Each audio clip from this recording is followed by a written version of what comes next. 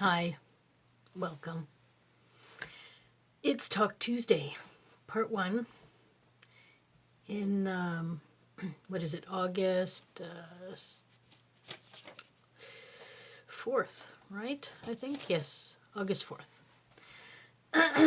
And this is the one about voting. So we crossed the barrier. We have less than 100 days until November 3rd, so we really have to start thinking about who we want to be president. And there are several people out there. I'm also included in that category. And it's an important year. There's a lot of things going on. We have to choose wisely, for sure.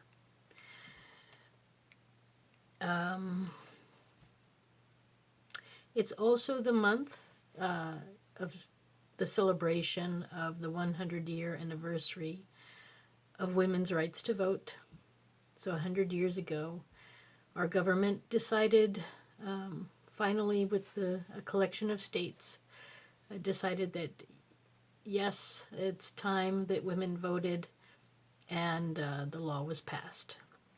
And then they could vote in their November election that year, 100 years ago, in 1920. And here we are, 100 years later.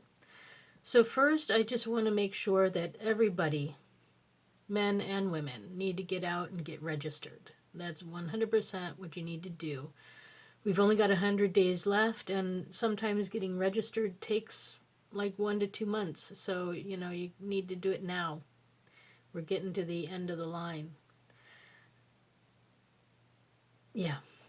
I guess what I just realized I forgot to say all my beginning stuff. So, I am Susan B Lochocki, running for President of the United States with the Green Party. And this is my Temporary Matters studio. I'm in a rural area in upstate New York, in the Adirondacks. And welcome to my Talk Tuesday. This is part one. There's usually part two, but sometimes we go even more. Let's see how long this takes. So register to vote, and especially women out there. Even if you registered, 4 years ago, you have to do it apparently every 4 years. I don't know why. So in some countries, just declaring that you're living at an address is enough. But in the U.S., they want more than that. And then, So don't forget to do that. Otherwise, you can't vote. And voting is important. It's one of our freedoms. Not everyone around the world can vote. And so we should exercise that vote whenever possible. With that said, I'm going to tell you a little story that I had about registering to vote. And I don't know what I'm supposed to do about it, but it's a bit frustrating. So I tried to register under the Green Party last November. And I even took my change of address and change of everything right to the voter registration office in New York City. And I handed it over. I also sent previously some mail-in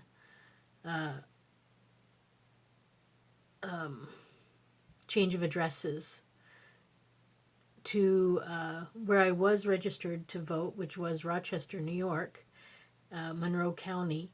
And this was a little bit earlier. And for whatever reason, nobody was changing my registration. Everything was staying the same, and I didn't know why. So my mail-in requests apparently never made it to Monroe County, and the one that I handed in New York never got processed properly. Apparently the one in New York was processed with a misspelling of the name, which was really shocking.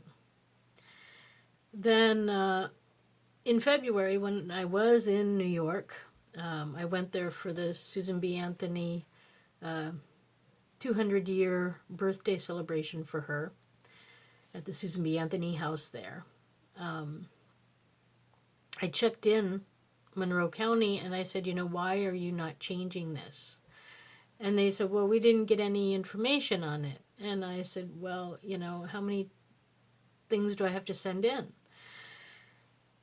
So as the lady was looking, she also declared that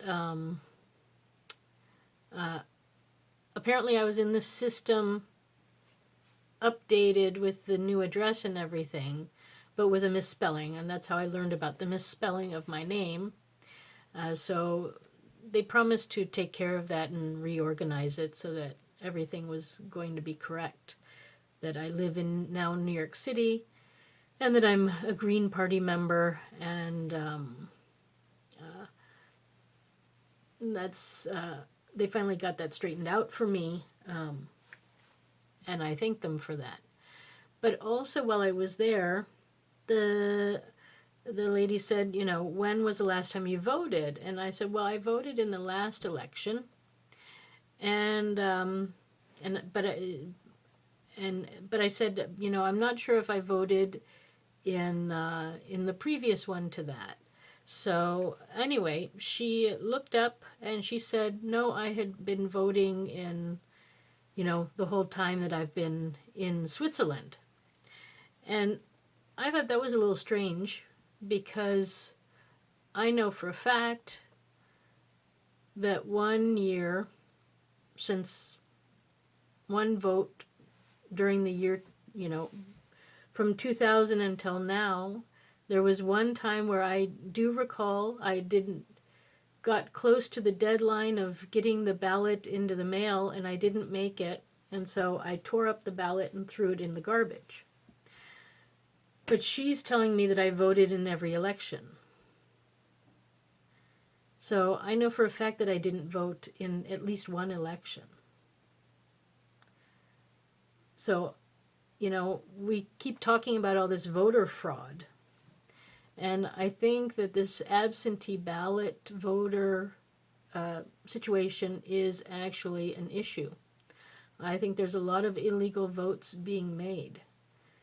And I don't know if my real vote was ever counted. You send it off. But I suppose people who know that people are going to be voting absentee, they can arrange that a different vote comes in, I don't know. It's very discouraging because this is not the United States that I know. I don't know when corruption got so bad. It's really disturbing. Is this really who we are? Is that who you want to be, United States? Election corruption, corruption in the police force, in the courts. There's something wrong. This is not the USA I want. So I am thinking this is a perfect year to start the election process in a new way. So we can weed out the corruption. And my suggestion is 1 month before the election, so October 1st or 2nd or 3rd, we get in the mail or delivered to our house for all registered voters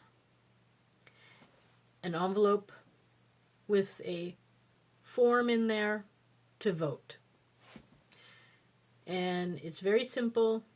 You open up the envelope, you make your vote, you say, I want this person or this person or this person. You put it back into another envelope that's unmarked. You don't put your name on anything on the inside. Everything is anonymous on the inside. Then you put that envelope into another envelope with your name on it. And then you go down to your town hall and you put it in to a box. And then in that box is a whole bunch of other votes. There's no mailman involved except for in delivering you the vote and the ballot, I should say. So you get your ballot at home, you fill it out at home, you have a month to fill it out, or you can do it right away. You can go on, if you get it October 3rd, you can bring it to the town hall on October 4th, filled out, ready to drop off, ready to vote. And you put it into a big clear box with lots of cameras to make sure there's no fraud going on. You drop it in, and maybe there's a list, or maybe there's a person there who can write down, you know, Susan was here, she voted, blah, blah, blah. And then you can walk away and go about your business, and you know that you're already done voting. So that on November 3rd, you're comfortable, I voted, I'm done. Then for people who are undecided, they can wait. They can wait, you know, still 2 or 3 weeks, or they can go right on election day on November 3rd and do that same process. You go down, town halls are open on November 3rd. Everything else should be closed so that people can vote. You go down, you check off, you know, I voted with the person registering you, you drop your vote into the box, and it's done. And then when the polls close, then you have people from the Green Party there, people from the Democrats there, people from the Republicans there, people from the Libertarian, and a representative from as many different parties that are in that community should be there. The sort of the heads of that area should be there, and should be there to help count the votes. So then you count the votes, you know, you pull it out and you say, okay, this is for Trump. And you say, oh, this is for Lochocki, and you put it here. And then you have all these votes, and it's very easy to count. You just count paper 1, 2, 3, and it's done. And then that count should be finished by about midnight, and then it's easy enough to know who got it, right? Every town hall, like I said, should be open on election day, but all other businesses should be closed so that people can go and vote and have time to do that. It should be a day off. Then, how much time do I have? Okay. You know, yeah. And then for people who are living abroad, so if you're living, like for me, if I was in Switzerland and I was going to vote, I could go, I'd get my ballot sent to my home, and I guess it would come from the embassy. So the embassy would send the ballot to me, I would get it, I would fill it out, and then I would take it back to the embassy or a consular agency nearby. Again, the embassy would be open that day, the consular agency would be open that day, and they would be taking only U.S. citizens to come in and vote. And we can also go anytime before that. So again, we should get our ballots on, you know, at the beginning of October. And then by October 4th, if I choose to already vote, I can write, you know, whatever I want. Of course, I'm going to write my name. And then I would take the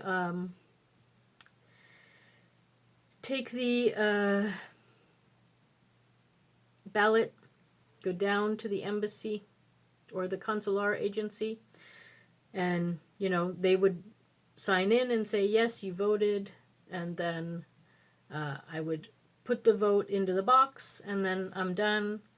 And then there would be, again, a group of mixed political parties there who would then, when the polls close, they would go through and count the votes and see who voted, who won in that county, in that country, in that embassy. I guess we would do it by embassy, and then those votes would be counted too.